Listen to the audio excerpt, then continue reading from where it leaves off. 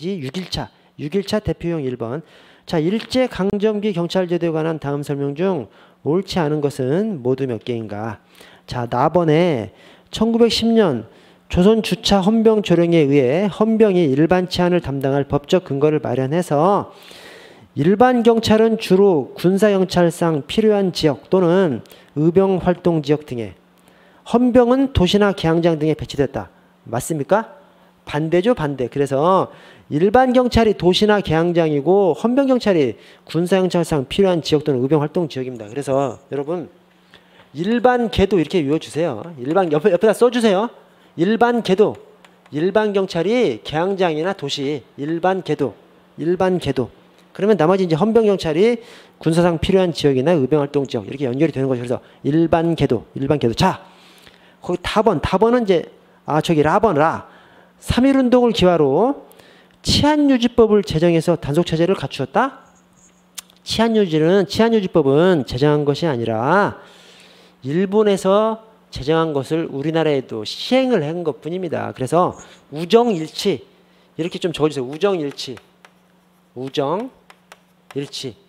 3.1운동을 기화로 우리나라 대한민국 국민을 탄압하기 위해서 우리나라에서는 정치범 처벌법을 제정하고 정치범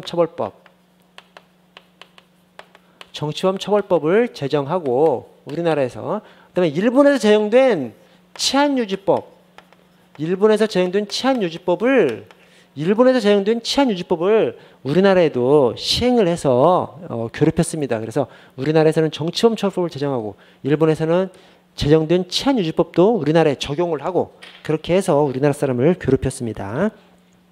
자, 일제강점기 경찰은 일본 식민지배 중추기관이었고 총독에게 주어진 명령권, 재령권 등을 통해서 각종 전제주의적, 제국주의적 경찰권의 행사가 가능하였다. 자, 명령권, 재령권이 있는데 누가 총독으로 가는 거죠? 재령권이죠. 재령권이라는 것이 령을 만드는 거지 않습니까? 법을 만드는 거예요. 총독이 높은 사람이잖아요. 경무총장, 경무부장은 경무총관부의 경찰장이에요. 경찰장. 그래서 총독한테 법을 만드는 재령권이 있는 것이고 경찰한테는 명령권, 하명권이 있는 거죠. 명령권. 그래서 총독한테 재령권, 그다음에 명령권은 경무총장, 경무부장한테 주어졌죠. 이제 그런 것을 통해서 통치를 했습니다.